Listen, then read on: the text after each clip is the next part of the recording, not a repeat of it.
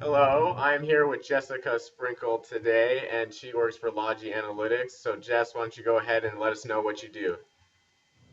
Hi, I am the Director of Demand Gen at Logi, so that means I am in charge of all the marketing programs to generate leads for our sales teams. Awesome. Okay, well, my first question for you is if you could discuss some of the trends that you've been noticing that have been going on with analytics and marketing. Yeah, sure. So we're an analytics company. So we do around marketing analytics and other types of analytics. For us, we have been struggling a lot with how to track the ROI for integrated marketing campaigns. One of the things that has been true for marketers over the past, I don't know, 5 to 10 years or so is that we're using a lot more systems. So like my team, there's 10 of us, and we probably all use like 3 or 4 different applications to get things done. So like we use Unbounce to do our landing pages, Eloqua to send all of our emails. We use Salesforce to track our leads within the sales team. We're using other, LinkedIn, Twitter, all of our different social apps. We use some software directories. So anyway, the point is we're using a lot of different applications to run our campaigns, and none of them really talk to each other. So in terms of analytics, the challenge is being able to see a comprehensive view of what's working and what's not working.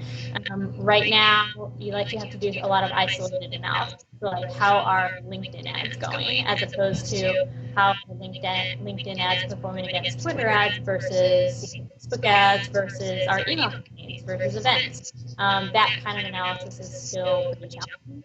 Mhm. Right. So, my next question is kind of the greatest challenges to get where you've come today, but it sounds like that integration between platforms is kind of really what uh, your greatest challenge is. So, I'm just going to go ahead and skip on to my next question here. But I'm wondering if you've noticed any changes in how marketing goes through mobile applications and things like that. If you could discuss a little bit about how you see mobile now and maybe where you see it going in the future. Sure. So we do a lot of, for instance, email and online advertising campaigns. So email is probably about a third of our lead generation efforts, and then online advertising maybe a quarter. Um, and I think on average, about 55% of our users are using mobile devices. So when we send out emails or we send out, or we're showing our ads to get people to download ebooks or download a file, they're seeing those on mobile apps. So obviously that has pretty big implications. It needs to be responsive.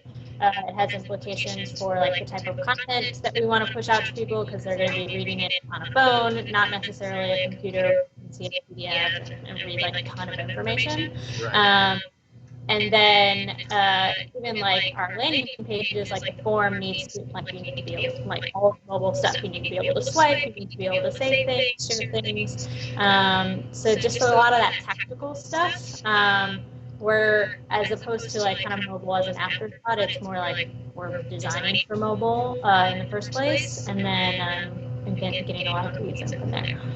Since we're B2B, we don't do too much around like text advertising, for Right. instance. That would definitely be more common in like a B2C type of organization. But for us, it's more about like the user experience of our marketing assets. Awesome. Okay, well, my last question is pretty much more for the students and people that are coming out of college, but I was just wondering if maybe you had any career advice for how to get into marketing jobs and stuff like that. Would you advise a student more to go try and get their MBA right away, or maybe try and get some great work experience and then start applying for their MBAs and things like that? Wow.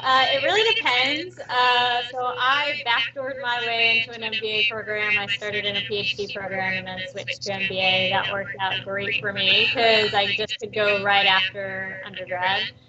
Usually business schools want, like 3 to 5 years of experience before they'll admit you. Um, I mean, it's always good to get a sense of just like what you like. Right. For me, like I had a ton of internships before I went to business school, so I didn't feel like I really missed that. Hmm. But if you haven't had that experience, I would definitely say like get into the workplace and just like try a bunch of different things out. Work for some big companies, work for some small companies. Even if you think that you like